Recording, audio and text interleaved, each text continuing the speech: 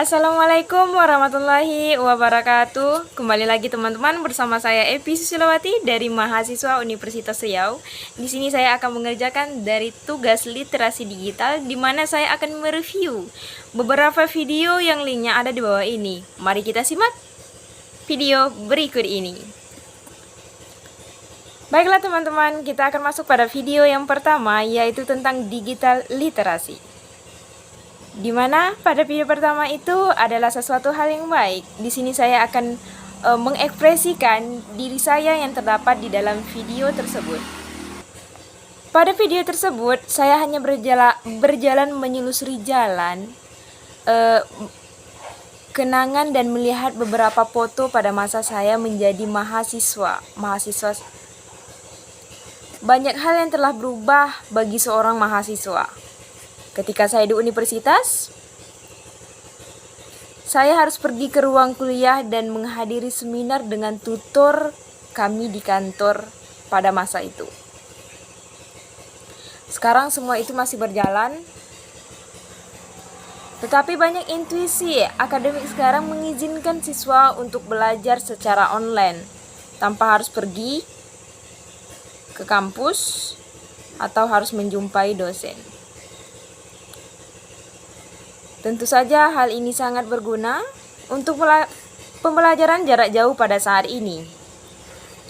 Yaitu pembelajaran yang kita lakukan adalah pembelajaran yang dilakukan secara virtual. Baiklah teman-teman, pada video kali ini kita akan mengetahui apakah itu belajar secara virtual.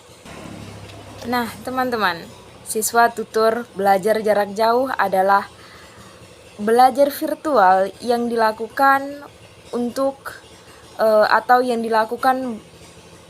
untuk melakukan pembelajaran jarak jauh, yaitu bisa dilakukan melalui Zoom meeting atau Meet, WA group dan lain sebagainya. Untuk mendapatkan pembelajaran langsung, meskipun di dalam melalui pembelajaran secara virtual. Sedikit saya singgung bahwasanya pembelajaran secara virtual ini adalah pembelajaran yang kita lakukan secara jarak jauh untuk mendapatkan sebuah pengalaman. Baiklah teman-teman, tadi kita sudah mendengarkan dan menyimak sama-sama tentang video pertama yang linknya ada di bawah ini. Mari kita simak video selanjutnya, yaitu video kedua, di mana isi dari video itu tentang how to use Google Meet, atau bagaimana cara kita menggunakan Google Meet untuk melakukan rapat baru atau melakukan diskusi di dalam Google Meet. Mari kita simak video ini. Baiklah teman-teman, untuk langkah pertama, mari kita buka Google Meet. Dan kita akan menemukan tombol biru atau rapat baru, di mana di saat kita menekan tombol itu, kita akan berada di dalam posisi room atau di dalam ruang untuk melakukan Google Meet. Setelah itu, kita akan mengklik tombol drop down atau muncul saya bisa melakukan Google Meet sekarang atau bisa melakukan rapat untuk nanti. Baiklah teman-teman, setelah itu kita bisa mengcopy linknya, akan kita share kepada teman-teman atau kepada rekan-rekan untuk mengikuti rapat pada saat yang telah kita tentukan. Jika mereka tidak dapat mengklik link yang telah Anda bagikan, maka berikan mereka kode, dan kode itu akan berfungsi untuk bergabung di Google Meet atau di ruang rapat yang telah kalian siapkan tadi. Baiklah teman-teman, tadi kita sudah menyimak atau mendengarkan secara bersama mengenai tentang bagaimana cara kita menggunakan Google Meet yang baik dan benar, bagaimana cara kita menge-share linknya, bagaimana cara kita membuat linknya, bagaimana cara kita mengajak teman-teman atau anggota kita untuk melakukan rapat di Google Meet. Baiklah teman-teman, kita akan masuk pada video yang selanjutnya. Klik link di bawah ini. Video yang selanjutnya adalah tutorial penggunaan portal akademik untuk mahasiswa baru Universitas Riau. Langkah pertama itu adalah klik tombol portal Unri di Google atau Chrome. Setelah itu, klik paling atas, kemudian masukkan username dan password yang telah dikasih sebelumnya. Setelah masuk, terdapat beberapa bagian yang bisa dilihat seperti biodata, kartu hasil studi, kartu rencana studi, dan lain-lain. Lalu tinggal klik saja sesuai yang kalian butuhkan dan yang kalian inginkan. Yang kalian perlukan di portal akademik tersebut. Sekian tutorial cara penggunaan portal akademik. Baiklah teman-teman, kita sudah menyimak cara tutorial penggunaan portal akademik Universitas Riau.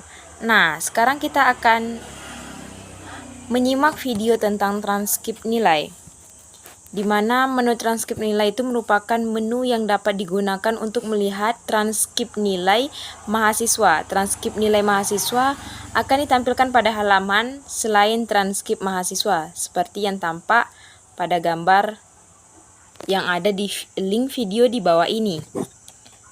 Langkah untuk mencetak transkrip nilai itu ada beberapa langkah. Yang pertama itu pilihan menu transkrip nilai. Setelah itu pada halaman transkrip nilai tekan tombol cetak. Setelah itu pilih menu file atau printer. Setelah itu tekan tombol print dan OK. Teman-teman, kita akan masuk pada video yang terakhir, yaitu tentang bagaimana cara kita mencari referensi situasi artikel, buku, dan jurnal. Baiklah teman-teman, mendefinisikan referensi sebagai tindakan merujuk atau berkonsultasi yang mengacu pada suatu atau sumber informasi lain seperti buku. Referensi juga disebut sebagai sumber informasi atau sebuah karya yang berisi fakta atau informasi yang berguna. Sedangkan menurut Cambridge Dictionary, referensi sebagai seorang penulis atau buku, artikel, dan lain yang disebutkan dalam sebuah tulisan. Referensi menurut Cambridge Dictionary akan menunjukkan pada kita tentang di mana informasi tertentu ditemukan. Secara umum, referensi dapat didefinisikan sebagai rujukan terhadap suatu objek, konsep, atau gagasan yang diucapkan atau disebutkan dalam konteks lain untuk mendukung konteks atau hipotesis terkini. Hal ini juga berlaku pada referensi yang berarti sebuah rujukan lebih bersifat teknis dan spesifik. Referensi juga dapat berarti kutipan dan sumber informasi yang tercantum pada setiap karya tulis baik jurnal, buku, artikel, dan esai. Seorang yang menggunakan referensi akan menggunakan dengan penyesuaian konteks. Tujuan memahami referensi. Nah, teman-teman, kita akan membahas sedikit tentang tujuan kita memahami referensi. Jika dikaji secara umum, penggunaan referensi dalam penulisan bertujuan untuk memperkaya sudut pandang kita akan sebuah informasi atau konteks ide yang sedang kita teliti. Referensi bertujuan untuk membuat suatu tulisan atau penulis mendapatkan perbandingan atau sumber untuk menghasilkan sebuah karya tulis yang relevan dan tidak terlampau bias atau subjektif. Di samping itu, penulis atau pembuatan referensi dalam suatu karya tulis juga memiliki tujuan penting yang antara lain adalah sebagai berikut. Mari kita simak berikut ini. Menunjukkan bagian tulis yang diambil dari acuan sumber tertentu, menghindari pihak yang melakukan plagiat, membantu pembaca untuk mencari sumber rujukan yang dipakai, memberi penghargaan pada penulis lain yang dijadikan sumber acuan referensi, menunjukkan bagian tulisan yang diambil dari acuan sumber tertentu, menghindari praktik plagiat, membantu pembaca untuk mencari sumber rujukan yang dipakai, mencari penghargaan pada penulis yang dijadikan sumber acuan referensi. Sumber referensi itu ada buku, surat kabar atau majalah, internet, jurnal. Video selanjutnya adalah tentang cara mudah menghubungkan ResearchGate dengan Google Scholar.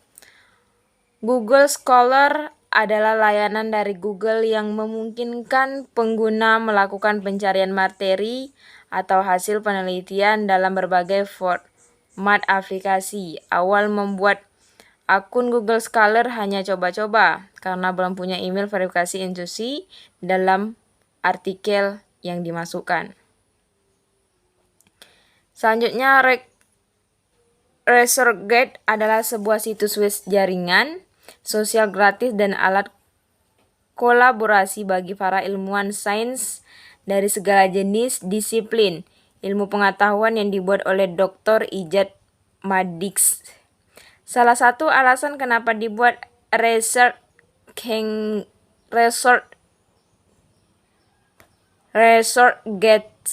karena dalam jurnal kita hanya mendapatkan atau mengetahui hal positif dan negatif atau himbauan tidak ditampakkan dengan platform. Hal itu bisa dilakukan bahkan bisa kita kontribusikan antar peneliti. Ternyata cara ini kurang tepat karena artikel di ResearchGate akan dimasukkan secara online ke Google Scholar tanpa harus di-enter secara manual. Selanjutnya, artikel ResearchGate yang dimasukkan sebelumnya harus dihapus. Beberapa artikel yang sekarang ada di Google Scholar adalah makalah yang pernah ditulis. Sekian dan terima kasih mengenai review dan pembahasan singkat mengenai link video yang ada di bawah ini. Saya Epi Susilawati, pamit undur diri. Wassalamualaikum warahmatullahi wabarakatuh.